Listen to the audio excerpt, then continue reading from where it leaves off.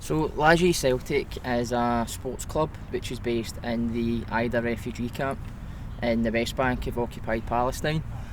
So the sports club began back in 2019, however the real story probably begins in 2016, and that's when Celtic played against Hapoel Beersheva in a European Champions League qualifier, and because Celtic was playing against Israeli opposition, the supporters, mainly the Green Brigade, the Celtic Ultras, they decided to fly a lot of Palestinian flags to show support and solidarity with the Palestinian people.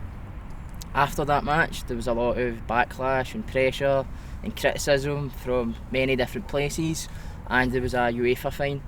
So we used all that attention at the time, the Green Brigade, to launch a fundraising campaign called Match the Fine for Palestine, and it raised over £176,000, and we split that between two organisations at the time. One of them, Medical Aid for Palestinians, and the other one, the Lajee Centre in Ida refugee camp, who the Green Brigade already had existing connections and relationships with. So from that moment we thought, because we were able to raise such a big sum of money, and there was a lot of positive publicity by that point around it, we, together with the Lajee Centre, we thought that we should try and create a legacy of this moment, to take the relationship which had developed between Celtic fans in Palestine, but also football fans in Palestine, and try and really cement that for future years. So we decided to form the football team and the football academy at the time, called Lajee Celtic. So that was then, but now it's evolved into a wider sports club as well. At the time, back in 2019, when we officially launched the Lajee Celtic Club, we had very humble aims. We just wanted to provide finance for a sports project, a football project in the refugee camp at that time.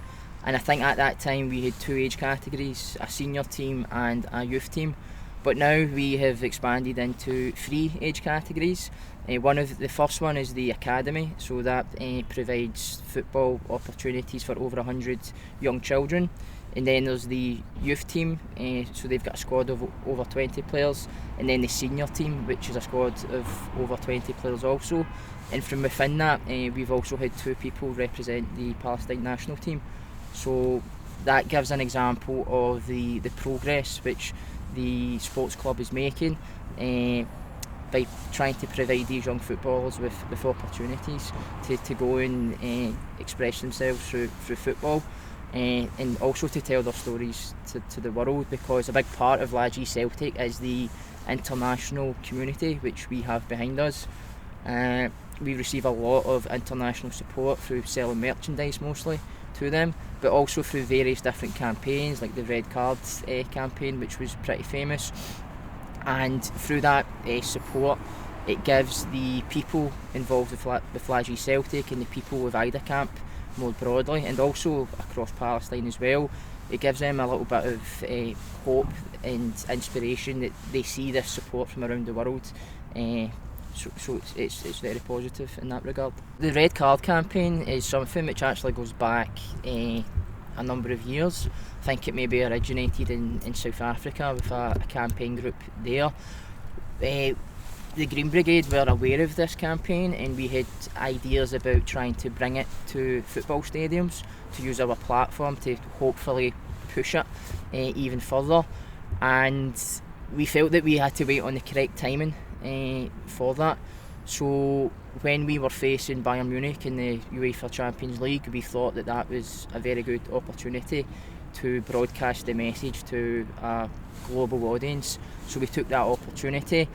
But before that, we had been networking with various different ultras groups and sports clubs and campaigners across the world. So we knew that there was a network of people ready to follow after we launched the campaign, and that's exactly what happened. And I think in total there were over 300 actions across over 200 football and sports clubs across 40 countries. So it really sort of speaks to the width and the volume of actions all carrying the same message of show Israel the red card, which we believe is obviously a very important and powerful message to get out there. And although the campaign in terms of across football stadiums is slowed down now, it's not possible to sustain that forever. We think that it was effective in bringing it to a wider audience in terms of more people's sort of conscience, and putting it onto the radar of bodies like UEFA and FIFA, who are receiving even more pressure now from different campaign groups and lobbyists as a result of all that attention.